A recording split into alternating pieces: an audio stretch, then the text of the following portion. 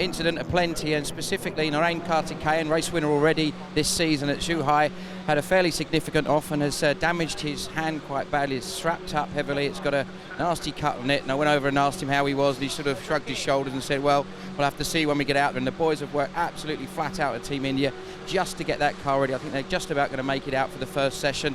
And down at Team Ireland, we saw them have a problem earlier, and that was a mechanical fuel pump that failed, apparently. Over to you, Lee. Thanks. Well, I'm at Team Italy's garage at the moment. They are working frantically on the car. They just told me they don't think they'll make it out for the first session of qualifying. Edoardo Piscopo had an bit of contact with the wall this morning. They've had to change the right suspension, also completely changed the steering rack after that was bent. The team owner's working in the car. Edoardo Piscopo's manager is even working in the car. The only one who isn't is Edoardo, who's keeping out of the sun here in Durban.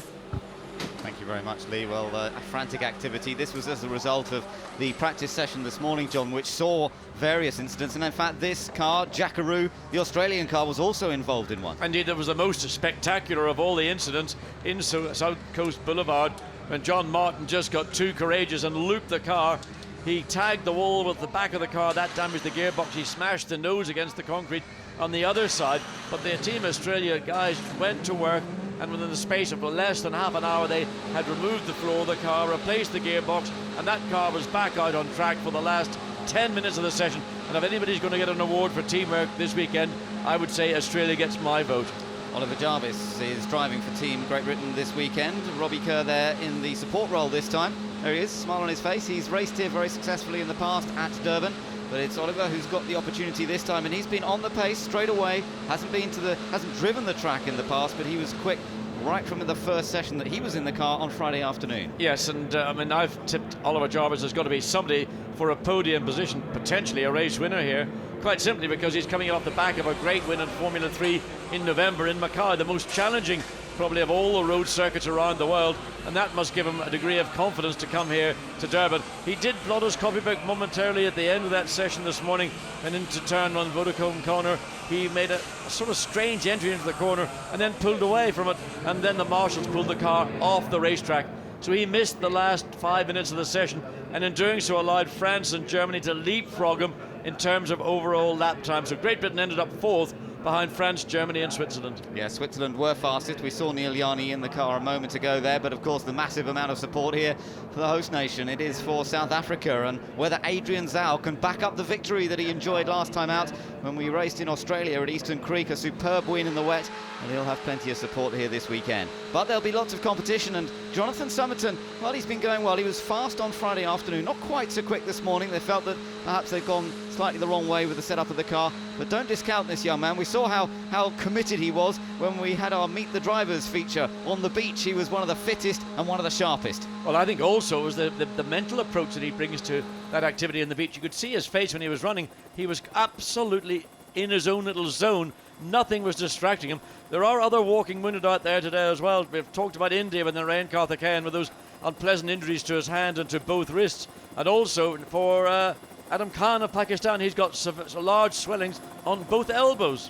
One of the World Cup stadiums being constructed here in Durban as South Africa plays host to the Football World Cup coming up soon, and that is part of that massive project that they are building up to. And well, certainly from our experience here in Durban, they put on a fantastic show. It's a huge task to put on a street race in a busy city like this, but it really has become a huge source of pride to the city, and it's become much less of a problem in terms of the traffic management. They've managed to get the track built and will disassemble it much more quickly now, and it's really becoming a major sporting part of the Durban arena here. Fantastic to have them back. Adrian Zaugg, here he is then, John, the man with all the pressure on his shoulders. Yes, indeed, and there's been an enormous amount of media interest in South Africa, coming on the back of that fine win in Australia 3 weekends ago, and Khalil Bashir has gone out on track. The first car within 30 seconds of the track going green is out on track, and delighted to see Khalil Bashir back in the car for Lebanon.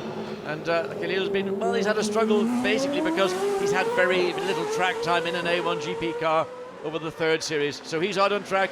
He knows he's not going to get pole position.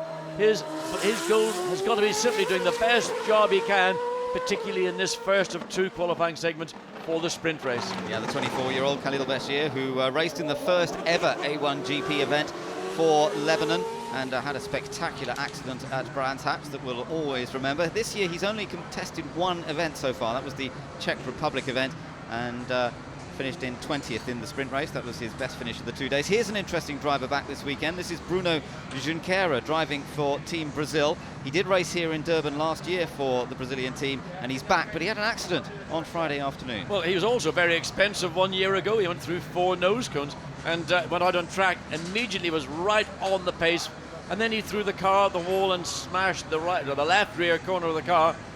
He blamed another car being too close to him. We saw the footage, and I have to say, if he blamed that car, he has a different perspective of that incident than the one we had on camera. Team France have Loïc Duval, but he only arrived this morning off an aeroplane. He flew for some 19 hours to get here from Japan. There's Adrian, as we know, who's got slightly injured elbows. He's getting ready to go out in this session, and it's going to be Lebanon who goes on to the first flying lap. So Khalil Bashir will give us a little look around the circuit as he heads down into Vodacom corner. Let's quickly confirm the drivers in the various cars this weekend. John Martin is driving for Australia, Bruno Junqueira, as we've seen, for Brazil, Rob Wickens for Canada, Frankie Cheng is out for China, Josef Král is a newcomer for the Czech Republic. Nice little slide there for Khalil on his first flying lap. Loïc Duval for Team France. We've got Oliver Jarvis for Great Britain. Michael Ammermüller back for Team Germany. Satrio Hermanto for Indonesia. Narain Karthikeyan for India. Adam Carroll, who's here for Ireland. Edoardo Piscopo for Team Italy. A lot of use of the curve there for Khalil Bashir. Yes, I mean, a little bit of courage, and again flirts with the wall on the exit of turn 8, and well, a big effort from Khalil to try and do something. He is the first car out on track. The track has not been in use with A1GP cars for some 2 hours almost. There were other events, support events on track, but for Khalil Bashir, he's the pathfinder for everybody. So the time that he had achieved in this run, comparing to his best this morning, which was 1 minute 20.9, that'll give everybody else in the pit lane a benchmark as to where the racetrack is in terms of overall grip and performance. Yeah, and he's coming up towards the last section. Suncoast Boulevard, he has completed that section okay. Now just the final corner, turn 15 to run through, not to go too wide, otherwise you're into the pit wall on the outside. So he sets the first time at a 1:22.0. Well, he's about 1.1 seconds away from the time he achieved this morning, and I suspect that's probably pretty much par for the course.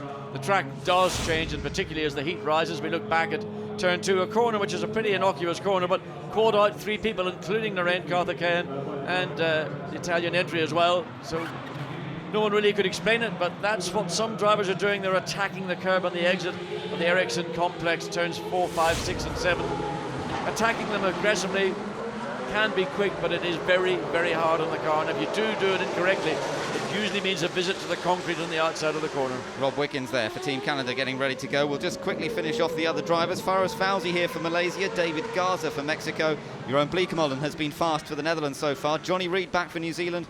Adrian for Pakistan. New driver Filipe Albuquerque for Portugal. Then we've got Adrian Zaugg, as we know, for South Africa. Neel Jani for Switzerland. And Jonathan Summerton for USA. Satrio Hermanto, he is out. He had one of the drivers that also collected concrete on Friday. He's back out on track, second car of the session as we look into Ireland. Adam Khan, who had a problem with a high pressure fuel pump towards the end of the session, so that curtailed his efforts at a point when they thought they were beginning to make some progress. And Ireland back with their original chassis, the car that they had to replace in Australia, so back with the original chassis, but not still coming to terms with the car and getting the level of performance Adam Carroll would expect. Well, we'll see how they get on once we get into qualifying. It's going to be tough. Michael Ammermüller, the hammer, is back for Team Germany. He has performed very well already in this season of A1GP. He's a race winner already, top qualifier as well. Didn't perform quite so well in Australia. They had 1 or 2 problems in the pit stops as well, but he's been fast all weekend. And in fact, both France and Germany banged in a couple of really fast lap times right at the end of this morning's session. Well, what was impressive about it was, for example, Germany had done 33 laps when they recorded that lap on the final lap.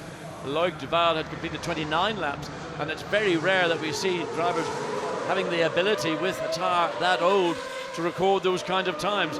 And certainly I thought, well, that is something to keep an eye on. What it probably means is that there's not quite the advantage with a brand new set of tyres that we might expect as we would in other circuits. So the difference between a brand new tyre and a used tyre, probably not much more than maybe half a second. Satrio Hermanto making his way up through turn number 2 as he pushes hard for the Indonesian team here.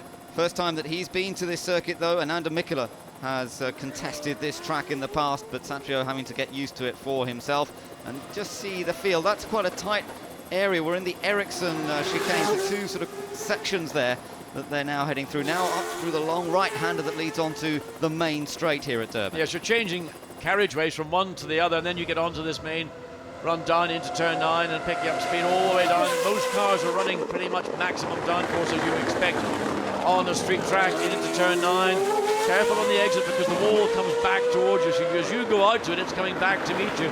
And then it's a question of being neat and tidy in turn 10. Caught out a number of drivers on Friday afternoon just overrunning the corner, slamming into the wall on the outside. So best qualifying position that Indonesia have enjoyed so far this season, 15th place on the feature race grid in the Czech Republic. I wonder how Satrio is going to deal with this street track. I think it's going to be a lot of learning for him to do. So towards the back he's going to be, but is he going to be quicker than Lebanon? No, he's not. And that's a slow, and that was on the new tires, we believe. That's a disappointing time for Satrio Haman to 124.1. Compare that what he did this morning, he did a 120.8. So he's lost, the best part of 3.5 seconds. And we didn't see anything that looked like a driver error. Whoops, Stacey, made me feel queasy. That's our new trick down in the pits with the cameraman giving us the whiz round. And it's Team Ireland coming out earlier with Australia. That's interesting. Both teams who would fancy their chances here going for a fairly early run. I think it's good sense for both teams to get out. Australia recovering from that incident this morning. Team Ireland recovering from a mechanical problem, an electrical problem of the fuel pump. Adam Carroll still got that problem. He's pulling off at the inside of turn 1. So the teamwork, literally sweat pouring off the guys. And it looks like he's got it going again. Now, did he do that deliberately to let Australia go through? Or was that a continuation of the problem that plagued the car towards the end of the practice session this morning?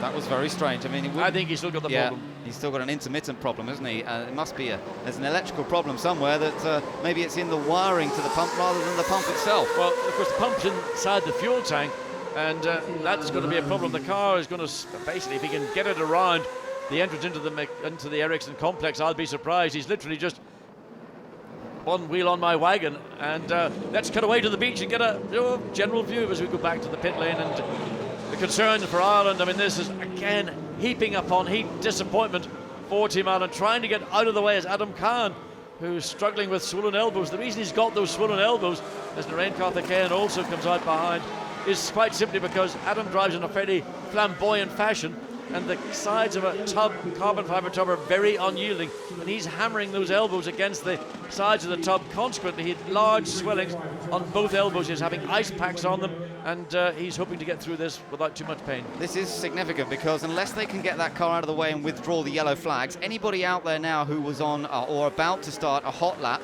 is going to have to slow down. They are forced to slow down by a couple of seconds at a sector where there's a yellow flag. They've just withdrawn the yellow. Yeah, so John Martin, he's going to be okay. So he can watch John Martin. He is entertaining, magnificent.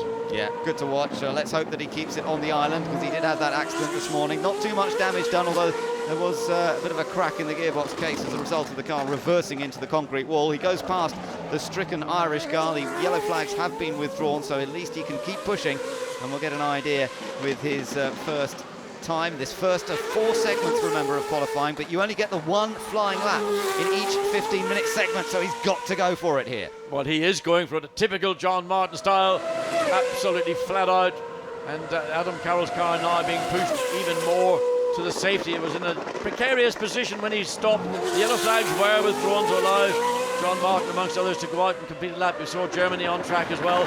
This is going to be the first, probably more representative time we have seen. Certainly a disappointing time from Indonesia and Lebanon. Well, that's about where we would expect Lebanon to be at this stage of the qualifying season. A few other cars are on hot laps. They include India, Pakistan, Germany, and interestingly New Zealand too. Both Germany and New Zealand going out quite early in this session. They obviously feel that there may be red flags in the session. They want to get the time in. Australia goes fastest, to 1:20.598. Well, compared to what he did this morning, he did a 1:19.9, and bear in mind a lot of that time was spent in the pit lane. Rob Arnott and Alan Jones conferring on the pit wall as Narain Karthikeyan, whose hands, wrists and fingers are absolutely swollen, cut to shreds, and probably only the adrenaline is keeping him able to stay on track. We've got a yellow flag at turn 4. We don't know who that is. As we watch Narain Karthikeyan, this could be, well, up to date, the quickest lap we have seen so far. Yes, it is 1:19.2. Good run. Well done, Narain Karthikeyan. That's quicker than he did this morning. Yeah, good effort that, particularly with the injury. And it's New Zealand that spun. Down at turn 3 and 4, it's Jonny Reid who was on his hot lap, and he has blown his first opportunity. Of all the people who you would have thought would have spun, Jonny Reid in New Zealand. Well, I mean, surprise upon surprise, Germany goes quickest, 1:18.6, and that's a competitive time compared to this morning. Indeed it is, and I wonder if France might get held up on the yellow flag for New Zealand here. We'll have to see what happens. That's the spin. Oh, and that was a bit fundamental. That's not typical. And red flag now. As a consequence, we've got cars around the circuit, around that Ericsson complex. There it goes around. Jonny Reid caught by surprise by a lack of rear end grip. First time he's ever raced on a street circuit is this weekend in Durban. So Jonny Reid having to do a lot of learning, and he's been going reasonably well up to now, but well, red flag has come out. But the clock is still counting down. Yeah, of course. And we've only had 6 teams record a time. And South Africa were out there at the time. They're still on their out lap, so at least they hadn't started their hot lap. So they are in reasonable shape. Team USA, I think, were in much the same. They were on a hot lap as well. So tricky for these guys. Some of them are expected to be front runners, particularly Netherlands, who are on circuit at the moment. But red flag, well, it's still out there. We see the French car coming through. This is going to hurt the French car because they had done a fair bit of the lap on the set of tyres, so effectively they've used the best. Yes, but also they should go either stop at the start, finish straight, or go back into the pit lane. As the New Zealand car, they're going to try and bump start this car to get it out of the way. But in the meantime, you're going to have to still wait for the medical and safety car to return to their normal destinations, which is at the head of the pit lane. And the clock is now at 2:20 and falling. So we've got 6 cars who've qualified for the grid. Germany provisionally in pole position from India, and none of the rest, I think, are going to get it out. This is going to be how they're going to determine the grid positions from 7th down to 22. Well, that's a new one. Maybe ask the race director that one. Well, they've still got another segment of qualifying to determine the sprint race grid, so I suppose they'll hope that everybody gets out a bit earlier in that one. Yes, indeed. That's the salvation. Nonetheless, an uncomfortable situation for the 16 nations that were sitting there waiting to go out. Some of them had gone out, had done the right thing, but were just caught out.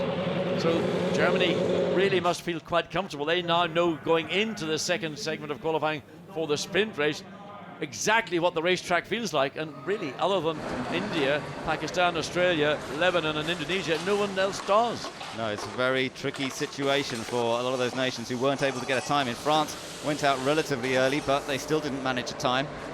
It was a good time from Adrian Khan for Pakistan, bearing in mind he's carrying a couple of bags of water on his elbows to avoid any injury. There we look into the Portugal garage. And, they've been running strong. They were 10th this morning. Filipe Albuquerque, very impressed. A lot of people are saying, who's this guy? Where's he come from? Done a good job. Yeah, he has done a good job. Well, he's had a pretty good background in European motorsport. He's a Red Bull sponsored driver, and they only pick up guys who have already performed at a very high level, and he's another one. So we'll keep an eye on his progress, and it's good to have him joining the A1GP circus here this weekend in Durban. But what we're still waiting, of course, is for the likes of Switzerland, fastest this morning, to get a chance to set a time, and the clock now is into the final 40 seconds of this session. Well, you have to say that Germany's got to be in the pound seat for pole position for the sprint race. Yep. Switzerland, France, Great Britain, Netherlands, South Africa, all the nations that were really lining up to put themselves into a strong position in this first segment of the 2-part qualifying segment for the sprint race. That's all gone. It's Germany who have got control so far, and unless Michael Ammermüller drops it in a big way, then I think he's looking pretty comfortable. Nobody else knows how the track feels. They've not been able to get out and do a representative run. They would have been on their out laps and had to go straight back in. Well, drama indeed in the first qualifying segment here, with very few cars having managed to set a time. We've only had 6 cars who have set a time. The checkered flag is effectively out, as well as the red flag now. The clock has ticked to 0, and in a few minutes' time we'll have to prepare for the second session. Now the question is, are they going to get that car back for New Zealand? I'm not quite sure why they haven't been able to bump start it, because there was no damage done to it. No, well, it's Adam Carroll. He's preparing to get back into the Team Ireland car. He wants to get pulled back to the pits. But we've only got 5 minutes from the end of the session to the start of the second session. And the clock is continuing to tick away. We're now at 14 minutes, 2:30 plus 38 seconds. Well, this is the classification. It's an easy one to read because only 6 nations have set a time. They are Germany, India, Pakistan, Australia, Lebanon and Indonesia. No one else has managed to set a time, so they're all going to have to depend on this second qualifying session. It means the likes of Lebanon and Indonesia are ahead of France, they're ahead of Great Britain, they're ahead of Switzerland, they're ahead of the United States. So there's an awful lot to be done in the second segment of qualifying. Again, it's only 15 minutes. I think we might see a lot of cars out on track at the same time.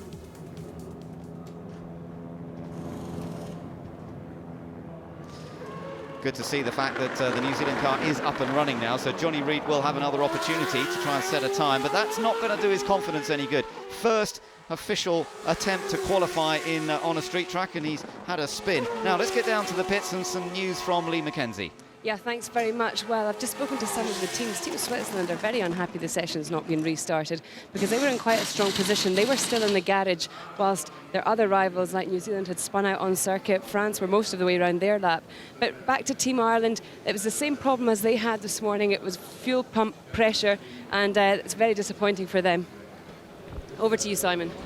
Well, just as you throw to me, Lee, Jonny Reid from Team New Zealand has just come back into the pits. The car looks perfectly okay, apart from a few little scuffs around the edges of the tyres from where he bounced over the curbs there. I spoke to Chris Gorn, the race engineer, and he just said that, as far as they were aware, they just made a little mistake and caught him out. Other than that, a couple of the other teams I spoke to, Team Mexico, were saying that as soon as they saw the red flag, David immediately backed off. David Garza, there's their driver, and saved the tyres, so they're not perhaps as disappointed as they could have been. Right, thank you very much, Simon, but it certainly puts everybody into a difficult situation in the next session. If there's another red flag, or maybe even more than one red flag in the next session, that's going to mess up a lot of nations who are dependent upon it for their sprint race qualifying position. So we've just been advised the start of the second session will actually be at 14:38. That's more than the 5 minutes because we're still having cars that are on the racetrack being returned to the pit lane, so we're going to be a little bit behind the schedule, but for many people, and Neel Jani in Switzerland, well, I actually saw Neel Jani over lunch, and I said to him, Neel, remember, if somebody goes off and there's a red flag, the clock will continue to count down. Are you prepared to take that chance? And they said, well, you know, what can we do? We've got to take the chance because we know that the track will be better at the end of every one of these 4 segments of qualifying than it is at the start. And Switzerland, along with the rump of the field, have been caught out by this. Yeah, but they were warned and they were reminded in the drivers' briefing. The drivers with their team managers were briefed by the race director, Pierre Delettre, on Friday morning, and I attended that, and he did remind them that the red flag would see the clock still ticking away and that it wasn't worth the gamble of going out late. Having said that, those incidents happened relatively early in the session, didn't they? Yes, they did, but you know, everybody in motor racing always is trying to seek the optimum opportunity, and inevitably it's always at the end of a session, not the beginning of a session. And when it's so close as it is at the front of this field with Switzerland, Germany, France, Great Britain, Netherlands, China, they were the top 6 after the official 3rd practice session this morning. You know, they're not going to go out because something may happen. If it does happen, then they have to pay the penalty, and that's the penalty that they've had to pay. They've lost the opportunity to find out how circuit conditions are in the first segment of qualifying. Well, the Irish car is on its way back. That's good news. Let's get some more news from pit lane now with Lee Mackenzie. Thanks very much, Ben. Well, I've just been speaking to Robbie Kerr, and he gave an interesting take on the situation because he feels that New Zealand have been given a slight advantage by this. Well, not a slight advantage, quite a big advantage, because they could have been pushed to the side. They were in an area where that could have happened, and the other teams could still have got round, Great Britain being one of them. So he feels that New Zealand have been given a bit of a bye through to the second qualifying session. Well, there is Robbie, as you talk of him. And he obviously feels that that's an opportunity that they've taken. Well, there's some British support there amongst the South African flags as well. That's nice to see. Plenty of international interest here this weekend, and the 22 nations that contest the A1GP World Cup of Motorsport. Well, Robbie has a point. I don't think he's going to get very far with it, but there's no doubt that where the New Zealand car ended up, it was deemed impossible to remove it to safety with other cars on the circuit, and of course circuit safety is primary both for spectators, for corner workers and for the drivers, and that was the judgment given. Khalil Bashir is due to line up 5th on the grid at the moment as it stands. I think he'd quite like a rainstorm come in, but I don't see the chances of that being very high. I think it's probably highly unlikely. It is absolutely stunning here today. There's a little bit of cloud actually behind Durban. There's a bit of a build up, and that's pretty much normal at this time of year in this part of the world. KwaZulu-Natal state, and the city of Durban, looking down at the casino, the Suncoast Casino, and the hotel. And there, the Golden Mile, which is the longest mile I've ever seen. Yeah, it is a fantastic beach, isn't it? This bit we're on is called North Beach. Jonathan Summerton just getting some focus and concentration. Didn't get an opportunity to have a proper run in that session, so he's going to have to see what he can do. He was out on track. He was one of the earlier ones to go out, but he missed out when the red flag came out. Yes, and getting the benefit of some cool air being blown into us. I think he was actually keeping his eyelids cool, keeping his as much as possible, because sitting in a car with your race overalls on, the underwear, the helmet, the balaclava, all the palaver that a driver has to wear for safety reasons, you do get very hot. But actually sitting there in the car with somebody with a fan, it's not that bad. It's only when you're on the track it gets tough. So everybody enjoying themselves with a bit of a pause until this next session gets underway. Engines beginning to fire up because it's going to start soon. Let's get some news on Germany with Simon. Well, as we saw, Michael Ammermüller timed his run perfectly. Obviously, you may look at it and think, well, that was a bit fortuitous, but I was chatting with team manager Patrick Moore earlier on today, and he really was saying, I can see a lot of red flags coming, so we may well go early just to make sure that we get a lap in. And he said a couple of degrees of temperature, hotter or cooler, and a bit more rubber might not make that much difference, but getting the time in, well, that can put us on pole. Well, that was very, very good thinking from the team, and well done to them for getting him out. But the session now restart, or the second session rather, gets underway. But there's a slight problem for Team Ireland. They've got the car on the back of the flatbed truck, but they haven't got any mechanism that I can see to get the car off the back of the flatbed truck, unless they've got a tip on the, so they've got is there a crane? Yes, they've got one of those diggers with a crane on it. It's going to lift the car up and get it back into the garage. But it's blocking Italy. Yeah, I was just going to say, can Italy actually get out onto the track? That's the problem. Not easily. It's going to be more than a 3-point turn. But Ireland aren't particularly concerned for the Italian entry. They're going to struggle. They've got past it now, so it looked worse on that camera shot than it was. Italy going back. Edoardo Piscopo goes out for Italy, and it'll be interesting to see how many cars go out much earlier. I think a lot more cars are opting to take the opportunity to get out as quick as possible. They've realised the message has permeated down into the pit lane. You could have another red flag, and it could come sooner than later, so get your time in. 13 cars, no less, have gone out onto the circuit in this first minute of the session opening up. There's Josef Král driving for the Czech Republic, new boy at the Czech team, a 17-year-old who's had some good experience in Formula BMW in Europe, but he's certainly having a big baptism this weekend in an A1GP car. Huge amount of power, and he's on a street track. John Martin just up ahead there in the Australian car, so he's decided, or the team have decided, to send him out pretty early this time, and he's trying to find a bit of space to go for it. Yes, and he really gets on it now coming out of turn 10. As we look at Team South Africa, Adrian Zaugg goes on to his first flying lap, having been caught out by that incident with Team New Zealand. Yeah, so South Africa are not prepared to take the gamble. They need to get a time in here, so Adrian Zaugg has been sent on his way. Now remember, this is the one and only lap which will qualify him for the sprint race. He is absolutely dependent on this lap. And the car really looks like it's on tippy toes. Oh, He's lost it! Well, I said he was on tippy toes, and you can see that coming out of turn 2, and he has now repeated what we saw New Zealand do, 5 minutes earlier. But the disaster for him is that's it. He will not be able to recover and do another lap. He will start at the back for the sprint race. South Africa, winner last time out. Host nation will start at the back for the first race on Sunday. So let's look at the sector times for Switzerland as they come up to the end of the first sector. That currently will have been held from the first qualifying segment, or effectively will have been held by Germany, so he set the fastest sector time in this second sector of qualifying, goes through turn 9 and gets through. There's a yellow flag at turn 3, but Neel Jani's got past that point, so he's in luck because the timing has worked. From his point of view, he is pushing hard though. Fastest this morning, can he convert it into pole position? Switzerland and South Africa share 3 poles apiece this season after excellent qualifying performances. Is one of them going to go ahead? It could be Switzerland here if this lap is strong enough. Let's wait to see him across the line. Switzerland goes fastest. Provisional pole. 18.470, and Switzerland done what it takes. We've got France and Great Britain out on track, but that yellow flag down at turn 3 and turn 4 will be an inhibition. They will have to slow down. They're not allowed to go through at racing speed.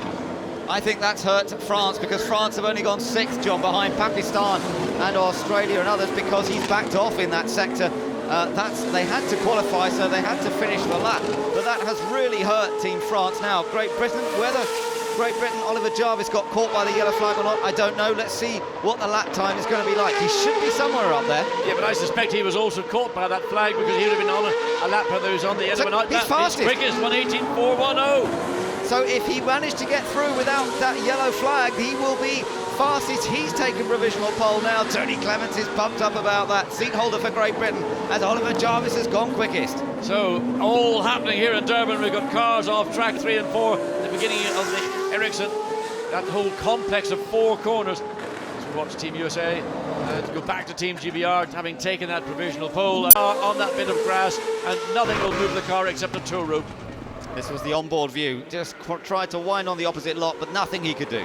What is Adrian thinking? What would you think, representing your nation? You're the host nation. Well, there's the response from the pit wall.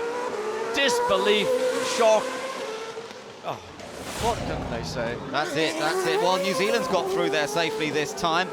New Zealand on the out lap, though. He's not on his hot lap this time, Jonny Reid. So this is crucial for the nation that currently holds the joint lead in the points with France. Now, France have not qualified very well because they did get caught by the yellow flag. They have had their only chance. So New Zealand have a big opportunity here to gain points on France in the lead of the points, but Switzerland are only 3 points off both New Zealand and France. So far, they're lining up provisionally in second place. And we've yet to see Germany. They've not recorded a time. Netherlands have gone 4th quickest on the 1:18.7. India have not gone out for the second time. There is still in 5th place, and I'm not sure that we're going to see Narain Karthikeyan go out. He will be pretty happy with that time from the first sector. So wait to see. China coming down now to turn 2.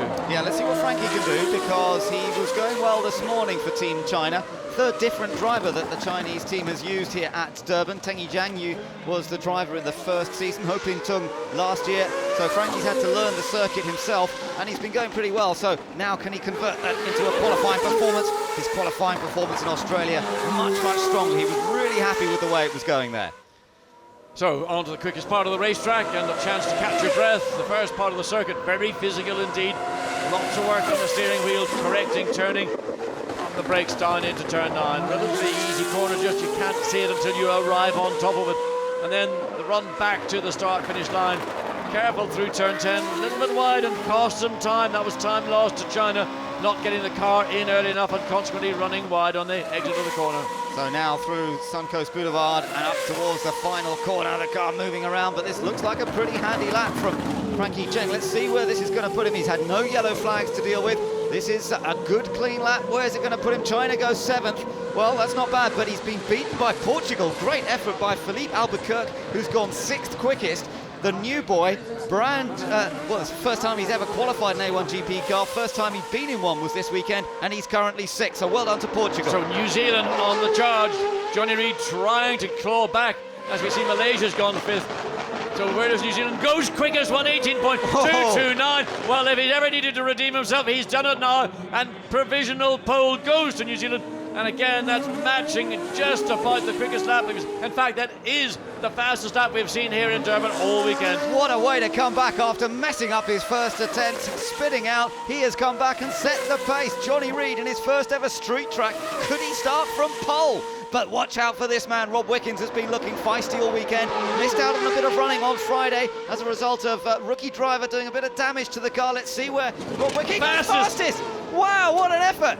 Well, the track clearly picking up time by the lap. Brazil goes 2nd quickest. Canada, Brazil, New Zealand, Great Britain. And as I say, by the lap, it's by the 2nd. Brazil absolutely over the moon. So great result. Canada quickest, Brazil 2nd. Bruno Junqueira, look at the smile on Emerson Fittipaldi's face. Fantastic. Junqueira has used all of his experience. He was so embarrassed yesterday when he put it in the wall. Brushed the wall, he said. It destroyed 3 corners on the car. But now he's gone 2nd quickest for the sprint race. It could still change. Remember, we're waiting for Germany to come back out. We've also got India, Ireland, not yet. The only other car to worry about is Lebanon. They're not going to really challenge, so really it's just 2 other nations that might displace them. And you know, maybe Germany have rolled the dice and let everybody go because they knew that those that didn't get a time in that first segment had to get out early in case there was further red flags. So now it's down to Michael Ammermüller. Here he is, about to come out onto what is effectively an empty racetrack. We'll talk about getting it right. He got it right in the first segment of qualifying, went quickest. He's now coming out for the second segment of qualifying, having dropped down to 6th based on his first qualifying segment time. He needs to find at least half a second to put himself back at the head of the field. Well, this is great. Canada on provisional pole. They have never had a pole position in A1GP. Rob Wickens has never been to this circuit before, and he had hardly any running on Friday. What a stunning performance by him. But let's wait and see, because this man, Michael Ammermüller, it has been impressive all weekend. And this car was on pole position last year and won both races in the hands of Nico Hulkenberg. So there's no denying the fact that they've got a great setup. Sister car, New Zealand, has gone 3rd quickest, remember. Fastest for a moment was Johnny Reid, but now displaced by Canada and Brazil. We're going to have a little look back, John, at that yellow flag period. And we want to see if any of the cars that are right up there were doing the lap under yellow flag, because if they were, they'll lose their time. Well, I think Great Britain was the one possibility, because we weren't quite sure.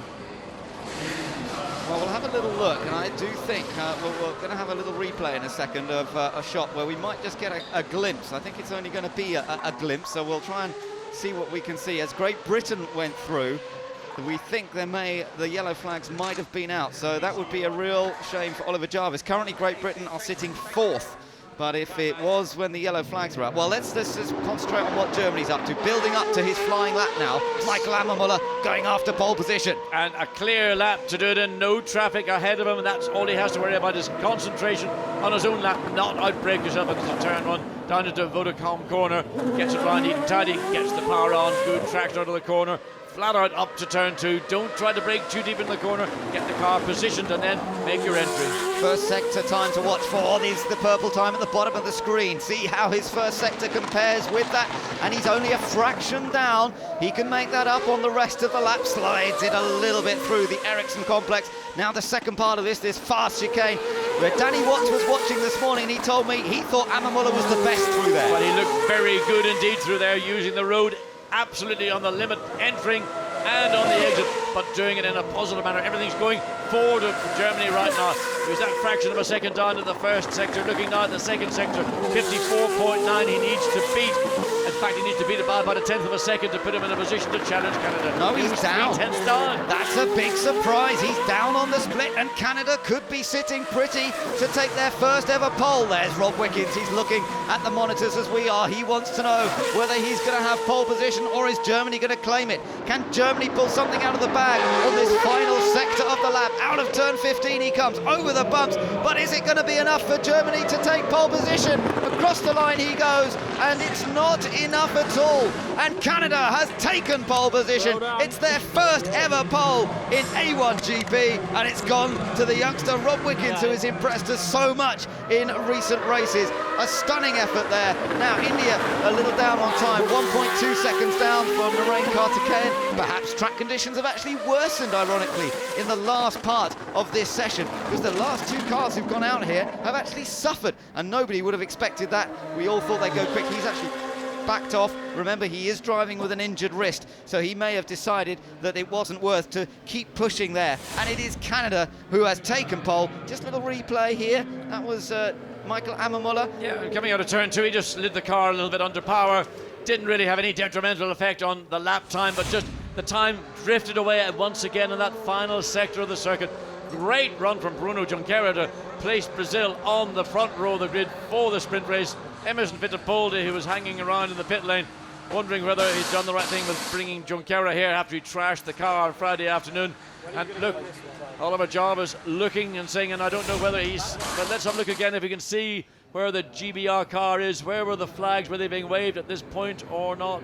There's a yellow flag there that was... There is a flag, yes, so his time could easily be disallowed. If he, the question is, did he slow down by, I think, just the 2 seconds in that sector that you're required to do?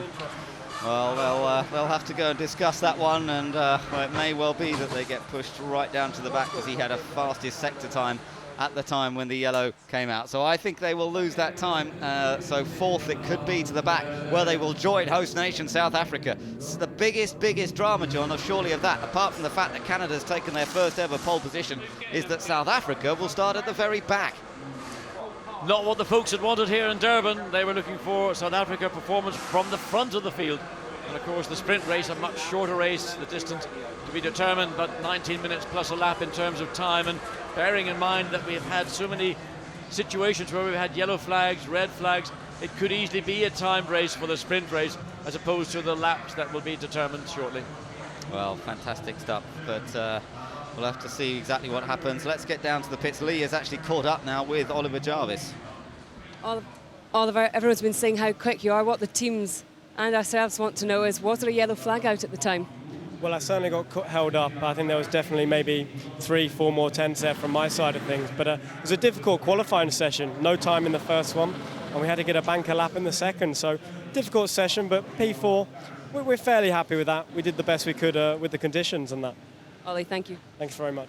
Very politic there. Well, he's not answering the question at all. He was watching the screen at the same time. You at home could see it on screen. Here you see it again. There on the inside of the corner, there is a waved yellow flag, and that distinctly tells you must slow down. The margin is normally about 2 seconds in a sector. Oliver may not have seen it, but if he didn't see it, then that's his responsibility. It is the driver's responsibility to observe flags around the racetrack. And I tell you who did respond to it too was France, because they've ended up 17th, which is totally not where they would have been, but they did respond. In a way, they will have gained, I suppose, by doing that, because Great Britain will be pushed right to the back.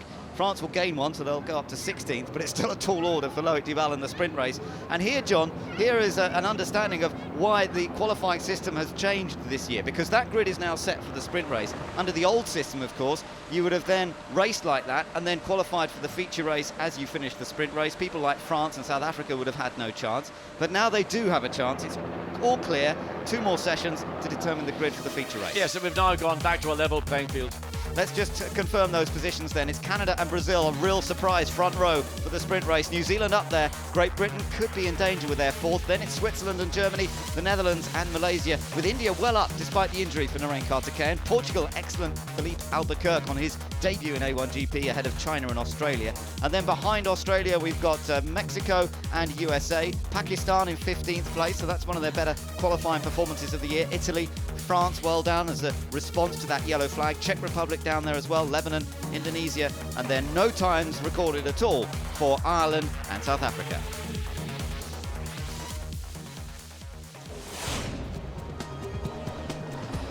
Well, dramas indeed that we've seen already here. That was the point that New Zealand took the fastest time. They were spectacular. Brazil took the second fastest time, and a big smile for Emerson Fittipaldi. But Rob Wickens has become a new pole sitter, a new nation to have taken pole. That's the 11th nation now to have taken a pole position. They've had a win in the past, but they've never had the pole position. So well done to Rob Wickens, but he stays focused. He's still in the car because there's 2 more sessions to go here to qualify for the feature race. Can they back that up, I wonder, with another brilliant qualifying effort? Let's get back down to pit lane. More news from Lee.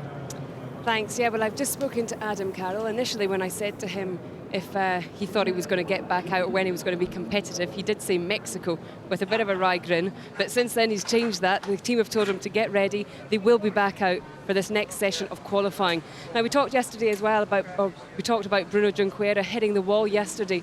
The team thought they were at a disadvantage. They had to use one of their qualifying sets of tyres this morning, but with that first session down, they should be back on an even playing field with everyone else. Yeah, that's a good point. So they're effectively got the same number of new sets of tyres to use as everyone else, and Junqueira certainly worked it well, didn't he, to go second quickest. Now that's where his experience in racing in the United States for so many years for some of the top teams out there has surely helped him, and it certainly has made up for the mistake that he made on Friday afternoon. So well done to Brazil, well done to Bruno Junqueira. In fact, it's a Brazilian who holds the lap record here at the Durban circuit. It belongs to Nelson Piquet Jr. after that fantastic late race fast lap that he did in the first season. They did come in and change tyres towards the end of the race, and he ended up with fastest lap.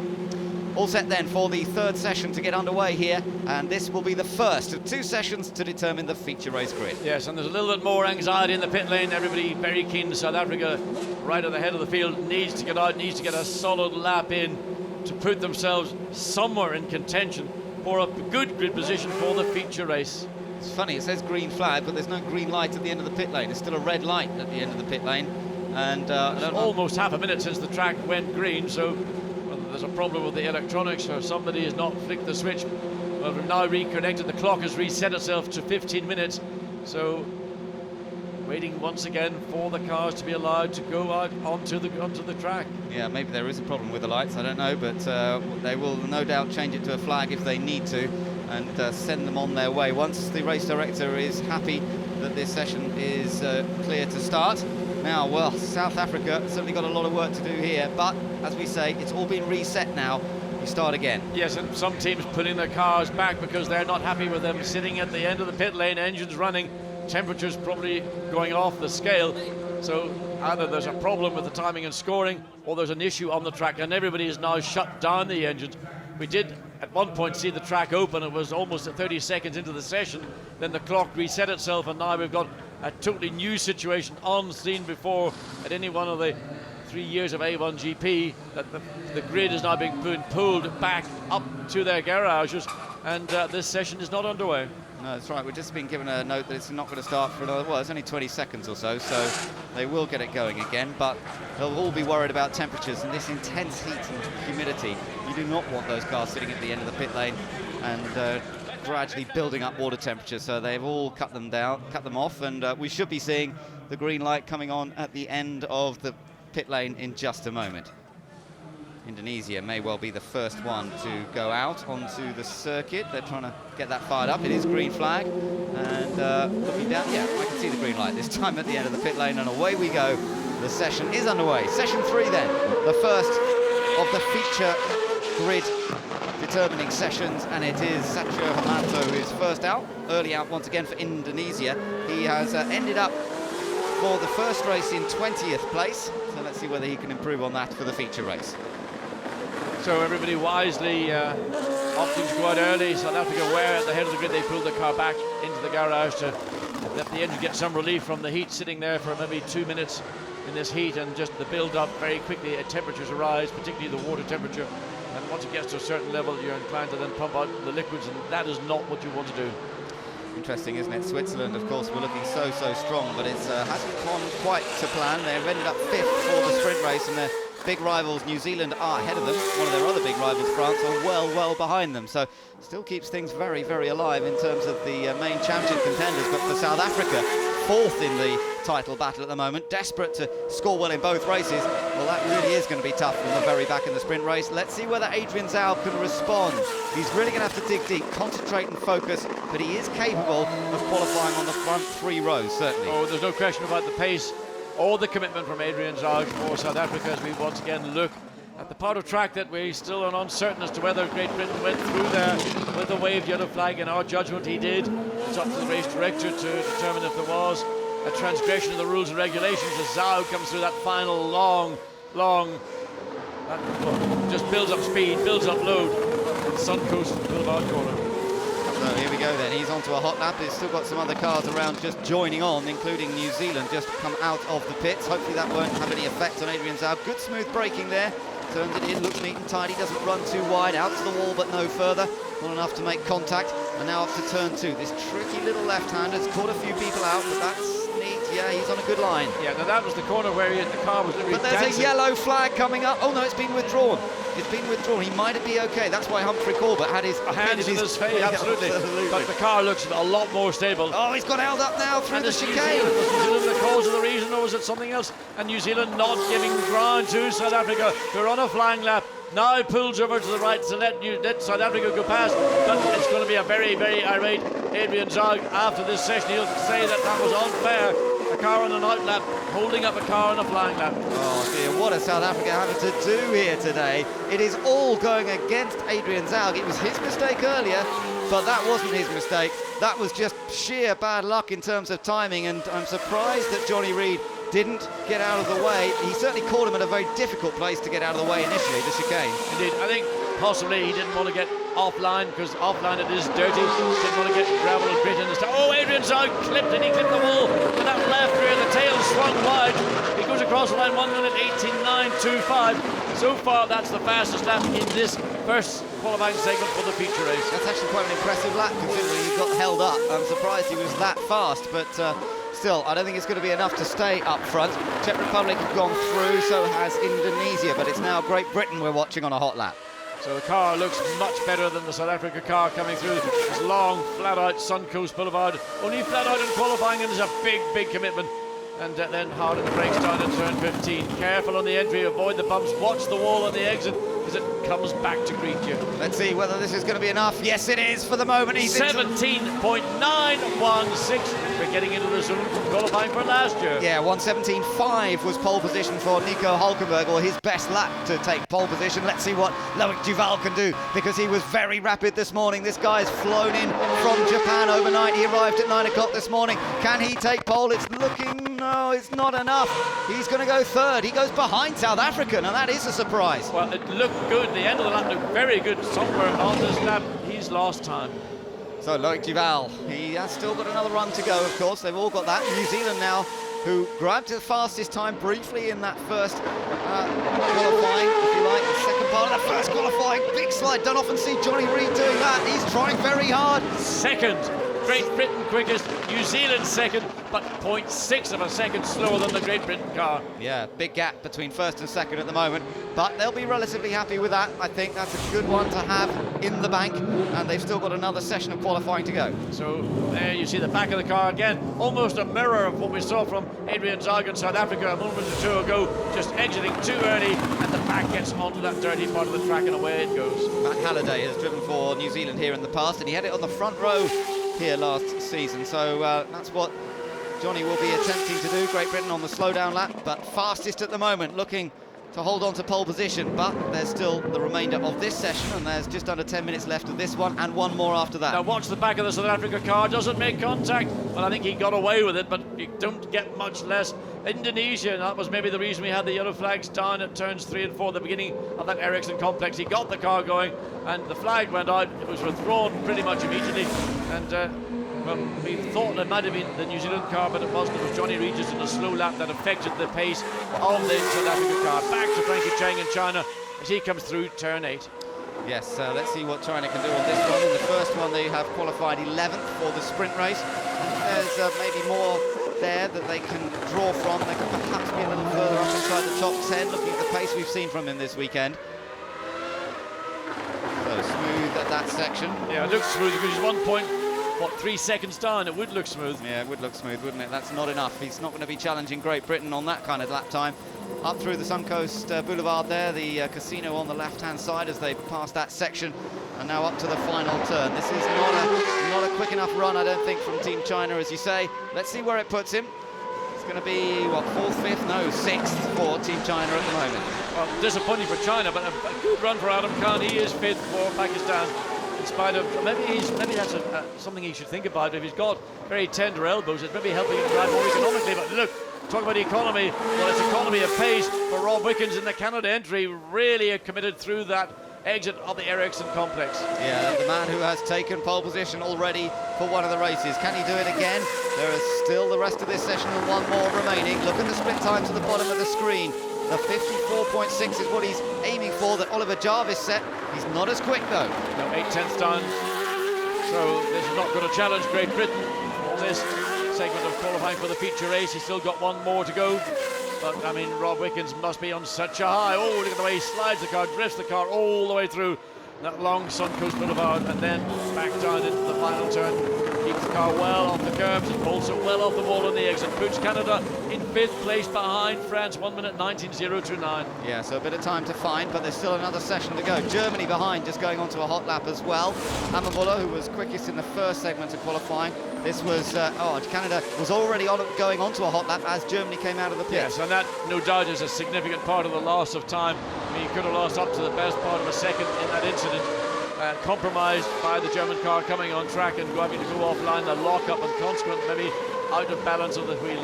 Team Italy about to come up. Let's see where Edoardo Piscopo goes. He is in 9th, head of the Czech Republic and Indonesia, but he's actually behind Lebanon, so for Khalil Bashir, that's a good effort to be ahead of him at the moment.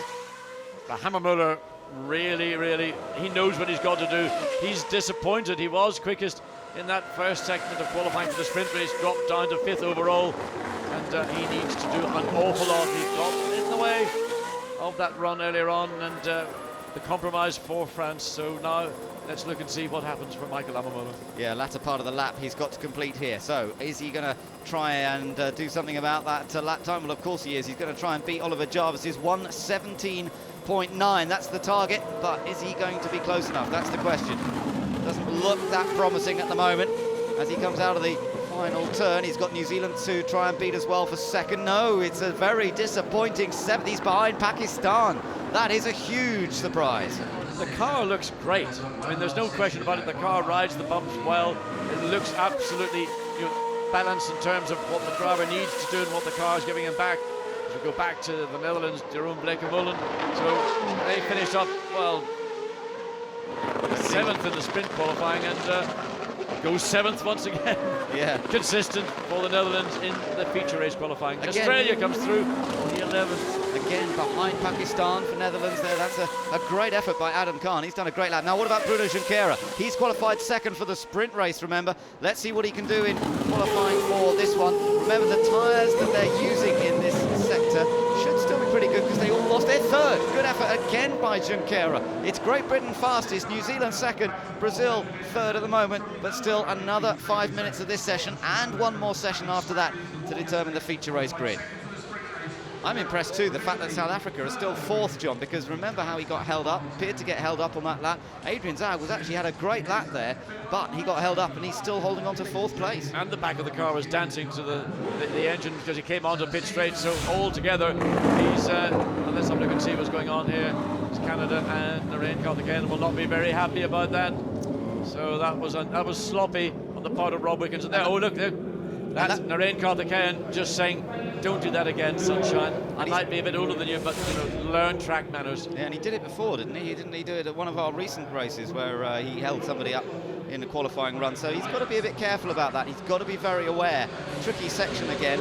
Canada's under investigation, I suspect, for that incident. Yeah. And the reaction from Langley-Khan was very straightforward and basic.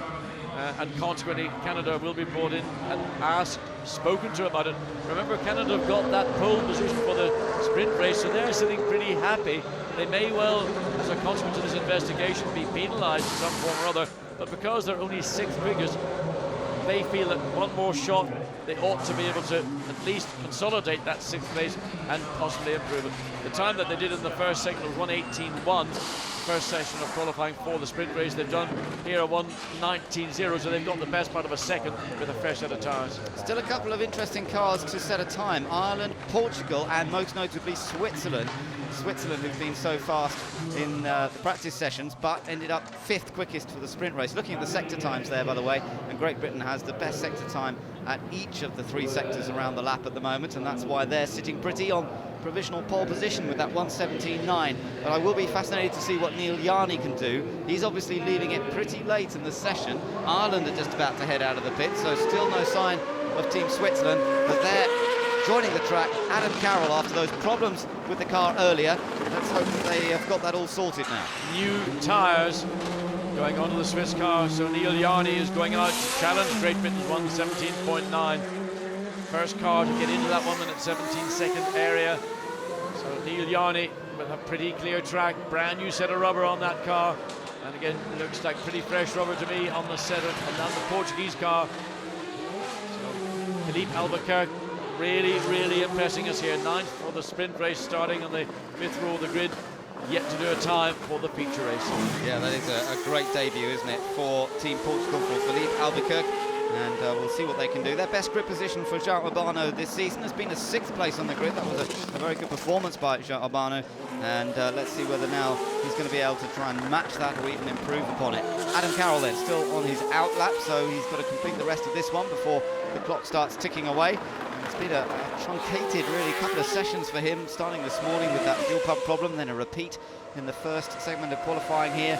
So it's been a difficult day for Adam Carroll, for the whole Irish team. Let's see whether he can pick it up in this one. Well, let's not sort of count our chickens, but let's hope Ireland have actually resolved the problem. He's going to start at the back of the field along with India, Lebanon and South Africa for the the sprint race, now got a pretty clear run because he really hasn't got any feel or knowledge of what the track's going to offer him up. The only thing is he's got 2 brand new sets of tyres available to him for both of these final qualifying segments for the feature race. Well, he was good down at turn 1 at Vodacom hairpin. Now he's up through the second corner. Yeah, looks neat and tidy through there as well. Pushing to the edge of the track, but not beyond it, into Ericsson. This is a very tight right-hander, tighter than it looks on camera there. They really have to slow the car down on that fast left-hander on the approach. Now this is the quick chicane, bounce it one way, then the other, mind the wall on the outside. Yeah, that looks, I think, as good as Ireland has looked all weekend. Oh, a little bit of tail slide as he comes out of turn 8, just kept it off the wall, but that's all you have to do. So down the straight, down into turn 9, late in the brakes, get the speed off, you've got to get your car in, make that apex, because the track, as you see there, just greets you on the exit. So let's have a look and see, 0.6 down the current quickest, which is Great Britain. So that's not bad. It could certainly comfortably get them into the top 10. Should he maintain that differential between his time and that of Great Britain? Absolutely. So there's a chance of a bit of a recovery here for Ireland, getting into certainly the top 10, perhaps even the top 6.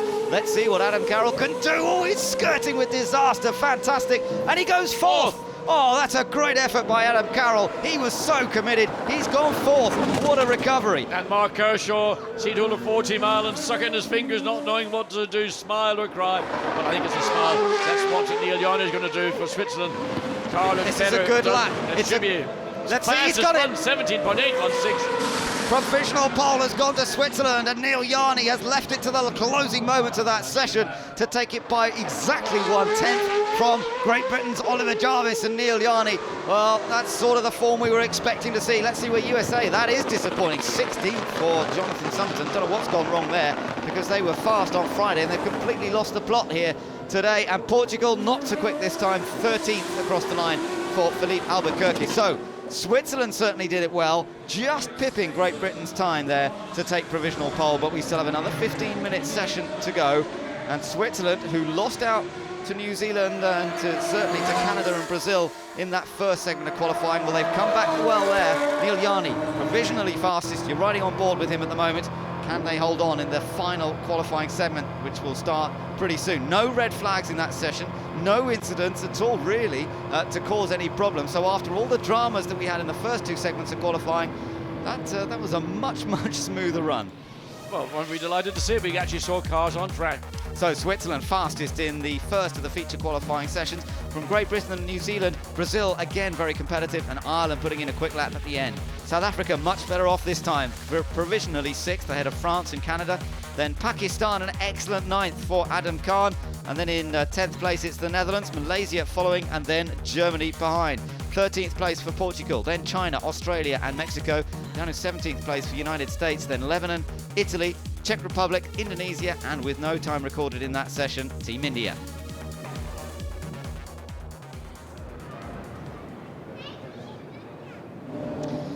Well, we're almost into the final segment of qualifying. We've seen Canada take pole for the first one, but Switzerland are on top at the moment for the second one. Let's get down to the pits and hear from Lee McKenzie. Thanks. Well, let's go through who was on new tyres. Notably, Switzerland were, Ireland were, and they were understandably delighted. But France were on old tyres. They went out on used tyres for that run. That's Adam Carroll coming back in to his garage beside me. As I say, the team were very excited for his result after all the work that they've had to do today. But as I say, Switzerland went out on new tyres, France on old. Simon. Well, much like Neel Jani, Oliver Jarvis from Team Great Britain went out on brand new tyres as well, as we saw with what at the time was a stunning lap. But interestingly, Team Brazil, Team New Zealand, they were both on old tyres. But I think probably the time of the session in terms of exceeding expectations was the drive from Adam Khan, Team Pakistan, in a lot of pain with his elbows, but really did do an exceptionally good job. Thanks, Simon. Yeah, totally agree with that. Their best qualifying position so far this year has been 13th place on the grid in the Czech Republic. But at the moment, he's provisionally 9th. If they could hang on to that, that would be a real major achievement. So let's look again at this outstanding lap. And Neel Jani getting more and more flirtatious and courageous as he comes out of turn 9. But that's the confidence that's been building in Neel Jani over this third series of A1GP, and clearly right now on the top of his game. Yeah, holder of 3 pole positions so far in this season, tied with South Africa are Switzerland as the most successful qualifiers of season 3. But we've still got another segment of qualifying to go, and Pakistan very early out this time. Interesting to see that Adam Khan is determined to get his lap time done quickly and then sit out the rest of the session. And clear track, he's the first car on track. He can use the best of the racetrack. He's probably thinking, well, the track obviously was very quick at the end of that third segment of qualifying. We've only had a 5-minute break, it can't have fallen away. So if I can get out quickly, get my time in, I might be able to consolidate my fifth row of the grid starting position. I might even be able to marginally improve, because Pakistan was only, less than a tenth of a second away from Canada in 8th.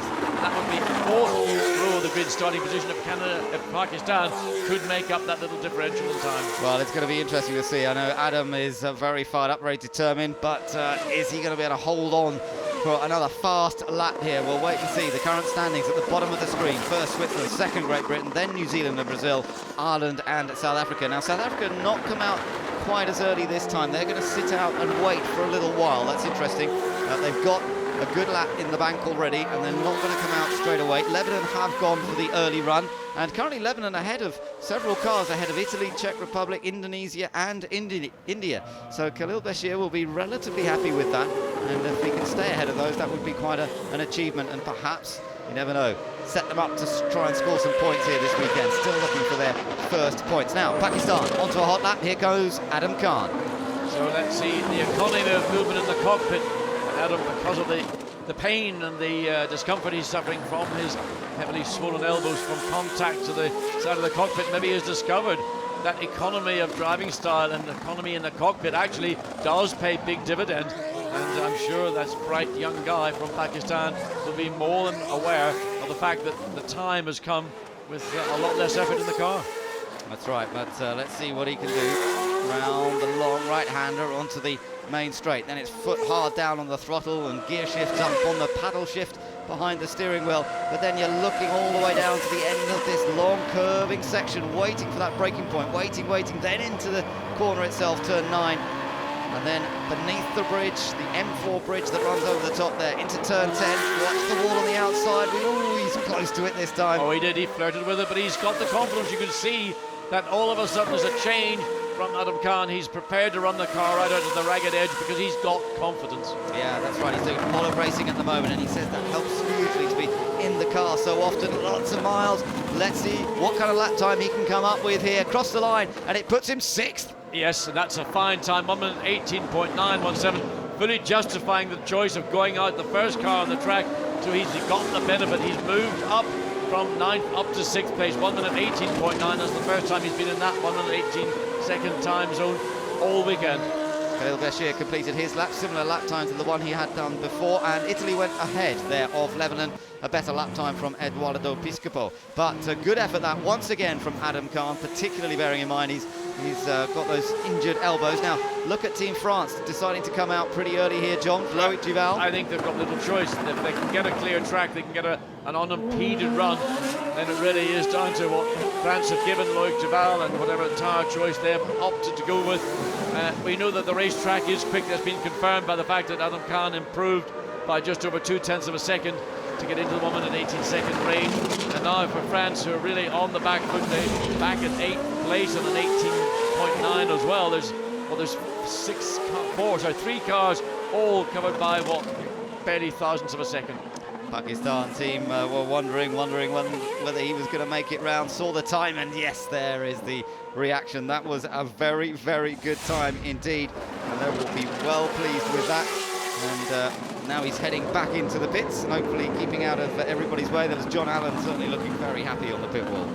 It's a good job from Adam Khan, and I think that he will be happy, no doubt, with that provisional 6th quickest time, 3rd row of the grid. It's nice to be at the front, pointing towards the part of the track, a part of the grid that you don't often get a chance to see. Now India back out. Of course, he got impeded, he felt, on his run last time around. But Team France could well be the one to watch. Challenging, potentially, for a front row starting position. Here goes Loïc Duval. He's been out of luck so far. Maybe it'll come together for him on this one. Once again, the France car looks very good on the exit of turn 15. Still very bumpy coming down into Vodacom corner. You can see the car bouncing around under brakes, runs it right out to the edge of the track, maximising his exit speed out of turn 1. So first split is coming up on the approach to Ericsson, turn number 3. Let's see how that split compares to the fastest set by Switzerland, and it's only a fraction down, so he's still in with a shout. Maybe not quite enough to take pole, but let's wait and see if he can build up a bit of momentum through this second sector. Oh, and he clips the first. That was pretty good. He didn't use as much curb on the second one as No, I'm not convinced of the necessity to be so aggressive on the use of curb. They do it on the entry to give them a straighter line to take the second part, but it's, you know, over-aggressive use of curbing is not, to my mind, any value. Down into turn 9. So second sector time, 54.4 is the time to match or beat, and he's way down. He's dropped a bunch of time. Oh, the clock didn't Clip in on that there. one, so we don't know what that was. So we're looking now at the overall lap time. So France come round the long Sunset Boulevard corner, absolutely committed, runs out to the right side of the corner, then back on the brakes, and don't get it wrong in this last corner. Here we go, let's see if he gets it right. That was pretty good, neat and tidy. Let's see where this puts Team France. He's going to bring them up third place for Team France, just outside the 1:17. So that's a good performance by Loïc Duval, the man who flew in and arrived this morning, but is still going to be under threat for that third place from a number of other nations that may yet improve. Here comes China now, Frankie Cheng. Let's see what he can do. 14th position, China currently. Let's see, goes up to 6th. Good run, 18.780, and that puts him in comfortably on the third row of the grid, directly behind Brazil. Of course, Brazil have yet to go out. India up to 10th place, so Narendra, who didn't get a time in that first qualifying sector for the feature race due to the Canada car blocking him in the Ericsson complex. Back to John Martin for Australia. John Martin, we haven't seen too much of him in these qualifying segments to date, but always exciting. And hold your breath as he goes round Suncoast Boulevard. He's qualified 12th for the sprint race. Where is he going to end up for the feature race on Sunday afternoon, the long race where the high temperatures and high humidity are going to be very sapping on the drivers? He goes 5th. That's a good effort. He's gone in behind New Zealand. So 5th fastest, and there are some smiles again on the Australian pit wall. Indeed, a great effort. The team have done a superb job this morning to change that damaged gearbox, the nose, and John Martin has, if you like, repaid all that hard work. So we watch France making their way back. So Australia onto the third row of the grid alongside Brazil. Brazil yet to go out for their final run. But interestingly, Great Britain has just gone on to a hot lap. So Great Britain currently second quickest, trying to get that top spot back from Switzerland. Let's just see what Duval was up to a moment ago. Well, he ran a lot of curb going through turn 10, and I think he felt, oh, I'm going to get very close, and that's as close as you can get.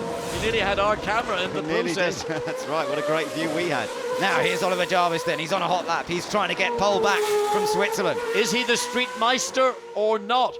Because he won in Macau, 3 months ago? A dominant race, pulls out, passes Australia. Australia coming in, doing a good job. John Martin keeping out of the way. So a little bit of a benefit, but an effect. Probably won't affect the overall lap time. He's quick there. Yeah, but he was very, very quick into the corner. I'm not sure he got on the throttle quite as early as he might like, but let's look at the sector times. He's just a 10th of a second down. Has to pull the car back aggressively to get it back to where he needs to go through that little flick-flack, the left, right, left, before you go through Sunset Boulevard. Let's see what it's going to be then. Still just the one more corner to go. He's trying very hard, there's no doubt about it. Absolute commitment from Oliver Jarvis here. Out of the final corner, the car bounces over the bumps. Will it be enough to take Switzerland? No, it's not. He stays second. A very similar lap time to what he did earlier. In fact, only a thousandth of a second difference. Yes, I mean, that's consistency, but it doesn't work out like that on the racetrack. I mean, there you see how big a commitment and a lot of aggression going through the exit. Back to Ireland. Ireland did a good run in that first down. Oh, he's lost it! He's lost it! He's hit the wall both sides! And again in turn 10. And absolute, well, what can you say? And that's going to bring out a red flag. That's going to be a red flag with 6 minutes to go. And for people like Switzerland who've not run, they've got provisional pole. For New Zealand who've not run, Brazil have not run. Unless the car can be cleared away in the space of less than 5 minutes 50 seconds, it's all over. And South Africa's the other one again who's being caught by this. Would you believe it? They were on their outlap there, and South Africa has been caught by this, down in 10th place at the moment. They were desperate for a good run, and it may not be the case. Let's see how quickly they can get this cleared away. Well, if they can get the car bump started, it doesn't look as if there's too many bits of the car on the track, so let's look and see if Ireland, that car can be bump started as the cars file their way through. And there you see Adam furiously saying push, push, push. Well, there's no point because your lap's over. All you want to do is get out of the way and get back to the pitch. Now this was the previous turn. Yes, he drove around the corner massively. Just again, did he slam the wall? I think he might have clipped the wall with the left rear, but he possibly, it's very, very close. So and then of course, let's watch again, into turn 10. Well, that's the left rear was the problem, and I think he did tag the wall on the exit of turn 9. And if not, it was certainly very dirty and dusty where he went, so there was no grip after going so wide, and that was the price he paid, similar to what Junqueira did in a way, but less dramatically than Junqueira. Junqueira hit the wall a lot harder than that. Yeah, I think that you could really say that the whole issue began on the exit of turn 9, running wide, picking up dirt on the tires. When he went up to turn 10, he didn't get the car right into the curbing. He was, 3 feet wide of it, and of course the car at that point just went wayward and slammed into the wall. Germany's the other one who could miss out hugely here, because Germany's all the way down in 15th place. What a topsy-turvy couple of grids we could end up with here. At the moment though, Switzerland and Great Britain look set to start from the front row of the grid, with France and New Zealand provisionally second row, and Australia and Brazil potentially on the third row. It all depends on how much opportunity there is to get back out. Ireland's back. Now that's important, John. Ireland's got their car back, and the session will restart in 1 minute. The clock is still ticking away. Now what will that give them? That will give them about 2 minutes. There'll be just enough time, I think, to do an outlap and get across the line before the checkered flag comes out. But my word, it's going to be busy out there now. All those remaining cars who haven't done a time are all going to basically have to go out together. Ollie Jarvis back in, couldn't quite reclaim it. There's Richard Owen, who's stand-in engineer for the team this weekend. James Goodfield's still recovering from that broken leg, the injury he suffered when we were in Australia, and the team wish him well and wish him a quick and speedy recovery. Hopefully we'll see him in Mexico, but it's Richard who's got the opportunity this weekend to engineer the car, and they've engineered it to second place at the moment. But is it going to stay there or not? Switzerland waiting to go out, Canada getting ready to come out. They are going to have to go pretty fast on the outlap to make sure that they get across the line in time. Session about to restart then, so 3 minutes there will be on the clock. They've got plenty of time to get out and do an outlap, so there's no pressure on any of these cars. Quite a lot of cars in the pit lane. Switzerland really looking to consolidate their position. They've got no challenge remaining from Great Britain and France. It's going to be New Zealand and Brazil. Ireland also there out of it, as we saw that incident bringing out the red flag. So really it's all about whether New Zealand and Brazil can actually improve on their best times of 1 minute 18.5 and 18.7 respectively, and that's a long way from the 1 minute 17.8 that Switzerland. So really for Switzerland, it's just go out and consolidate. I do not see a challenge of that magnitude unless the track is once again picked up time from from New Zealand or from Brazil. I have to say it was very sporting of Adam Carroll to get that help from the marshals and get his car out of the way quickly, because he's actually, their 7th place is going to come under threat from a few behind them now, whereas if the car had been really damaged and it had taken ages to pick that car up, they wouldn't have been under threat. So it was quite sporting of him. I think that he made sure they got that car out of the way. Well, Michael Ammermüller, he's very, very keen indeed. Of course, Germany, forgetting about Germany, down in currently 14th position. They're the other team, along with New Zealand and Brazil, that seriously could offer a challenge to that pole position, provisionally still held by Switzerland. So it is Germany, New Zealand, Brazil that are going to offer the greatest threat to Switzerland's provisional pole. Now it should be green flag all the way now. Let's see, as Neel Jani's got the clear track. He's done his outlap and he's got plenty of time. Look, he's going to cross the line still with 1.5 minutes remaining. And those guys behind, as you say, will also have their time to do the lap that could change the order of the grid here. It's actually Germany running directly behind Switzerland, so we'll get an idea of the respective pace of these two nations. If the gap either closes, then Germany is going to challenge. If it stays the same, then really the challenge from Germany is going to be pretty much neutralized. So, and Switzerland quicker than their own split, but Germany not. So it's very fast, that Swiss car, and Neel Jani through the first couple of corners, and again he's opened it up the advantage. Yes, indeed. So that's the gap that we were looking for, and you can see it's about 0.2 of a second increase. So that's what 25, 30 feet between the cars now prior to them going onto this lap. Jani really, again, the level of confidence that's changed in the driver with a yellow flag down to turn 3, not affecting these cars, but affecting those that are just on the process of starting a lap. Switzerland quicker again. He could be on to take his pole position even further out of reach than it is at the moment. Provisionally on pole already, Neel Jani of Switzerland. He wants to become the first driver of the third season to take 4 pole positions in the year. Let's see whether he can do it. He's surely going to hold on to pole, but he might make the target even harder to beat for everyone else. Across the line he goes. It's another great lap. He's gone quicker. Germany go up to 3rd. Great Britain remains 2nd for the moment. Malaysia go across the line. They go 10th. And 8th rather, Czech Republic, they're 20th. Brazil, where do they go? 3rd, Brazil is up to 3rd, 2nd row. Canada's 2nd. Canada and Switzerland make up the front row of the grid. Where did Canada come from? Fantastic from Rob Wickens again. He's on the front row for both races, and Canada's never started from the front row. They got their first ever pole. They're on the front row for the feature race as well. What a day from Rob Wickens. Across the line goes Mexico there. They're down in 18th place. And here's a key one, New Zealand. Jonny Reid, is he suddenly going to make all the difference at his first street race event? Out of the final corner, here he comes. The Black Beauty looks strong, it looks fast. Where's he go? 3rd. He goes 3rd. So Canada remains on the front row. It's going to be New Zealand and Great Britain on the 2nd row of the grid. The Netherlands has come up to 6th, and Germany's been pushed all the way down to 7th. Here comes USA. Might get in the top 10. Let's have a look. Across the line goes Jonathan Summerton. No, he does not. I don't know what's happened there.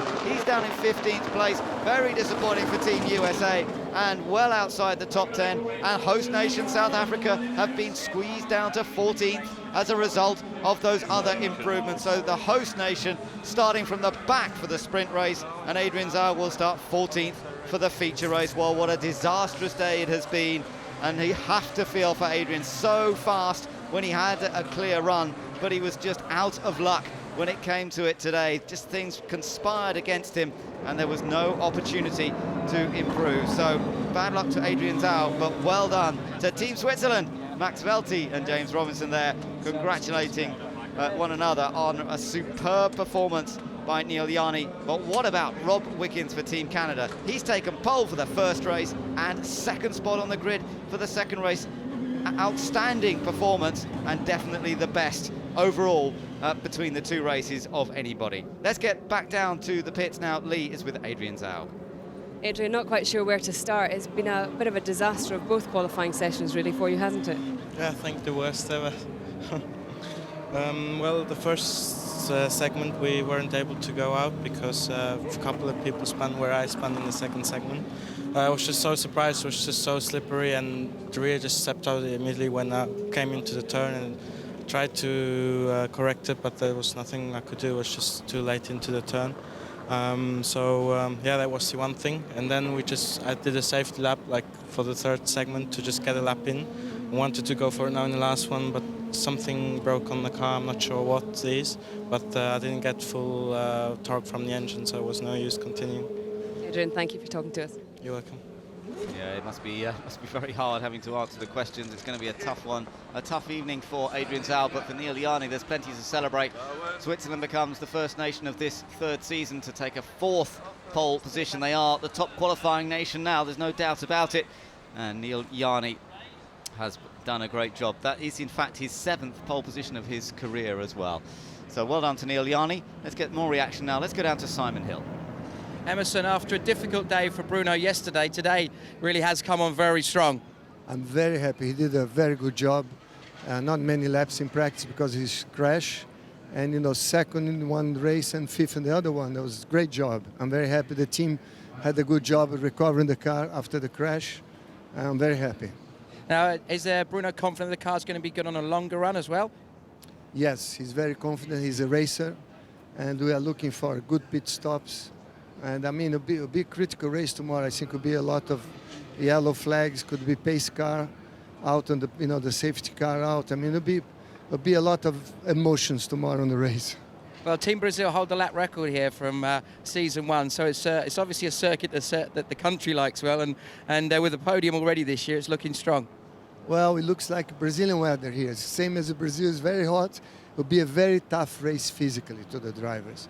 It's a very tough track. After half an hour inside this car, they are going to be really pushing the limit of physical resistance. It'll be a very tough race for the drivers. Thanks very much, Emerson. Thank you. Thank you, Simon. And well, what a great day it's been for Brazil. Bruno Junqueira using his track knowledge of this place from last year, and of course his vast experience of racing street circuits in the United States, and enjoying the benefits of the Argo engineering team that are behind the performance of that car as well. So really a fantastic achievement by all of those guys to be so on the pace here in Durban. Well, time to go and cool off for some people. I should think that the drivers would love to be out there now after the heat that they've been suffering in the cockpits of the cars, but they won't get the chance to go for a swim just yet. There's plenty to be done in the back of the pit garages as they discuss and go through all the data and telemetry that they've picked up from qualifying, try and work out how they could work to be even faster perhaps, or try and recover for what for some has been a bit of a disastrous day, most notably host nation South Africa. There's always the races to come to though, and in the meantime, let's look back over some of the highlights of this afternoon's qualifying sessions. We certainly did see some dramas, and at the start of it all, Adrian Zaugg appeared to be in great shape, and there was a lot of hope that South Africa would be up near the front. We'll have to see what happens in those races.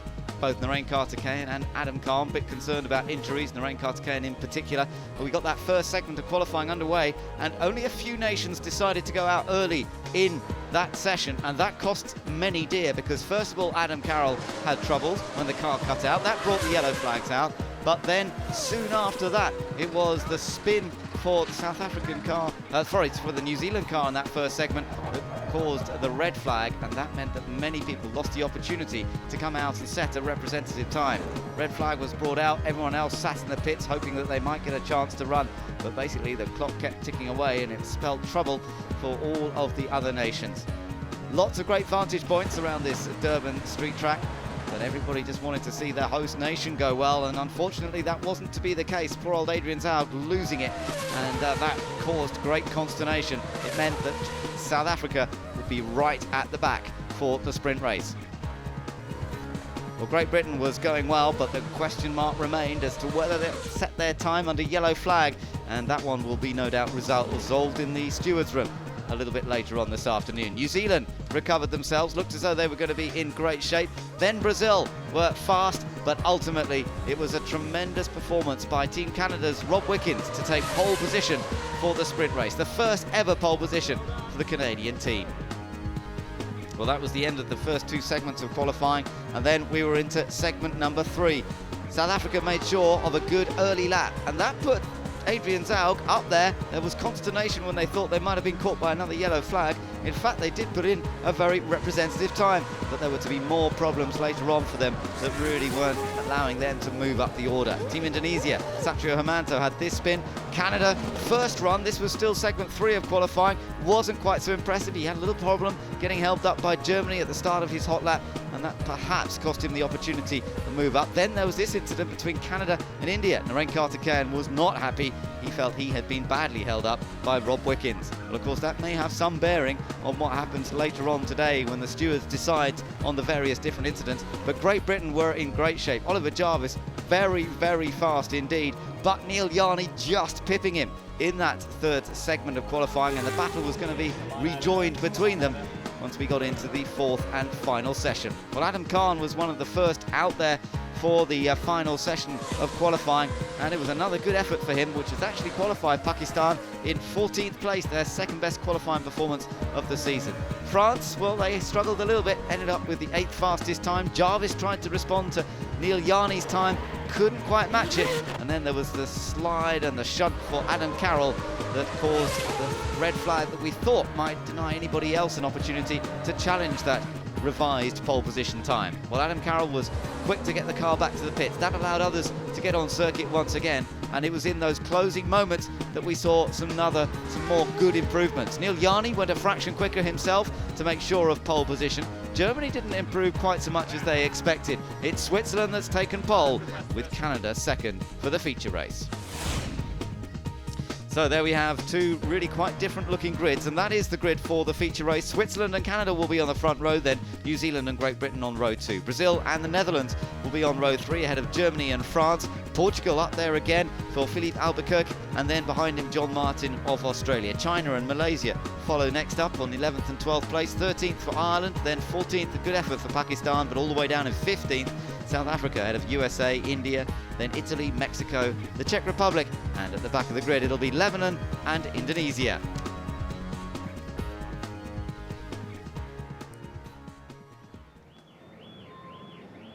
So real dramas and a completely different lineup on the grid, except for Canada perhaps and Brazil, both consistent in that. Let's go and join John Watson for the interviews.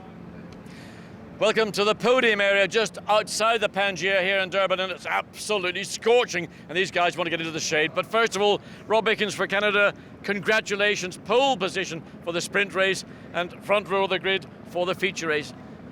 Bruno Junqueira, I haven't seen you up here before, congratulations, front row of the grid for the sprint race, and Neel, Jani, no stranger to this for the pole position for the feature race. But Rob, where did the time come from? No, basically, the problem we were having in the... Should I keep going or what? You keep going. Okay. So, the problems I was having, obviously, yesterday we hardly got on track. I did basically 3 laps yesterday, so going into today, we're just going to build on the car. Yep. We had a lot to test, and we got through our test plan fine.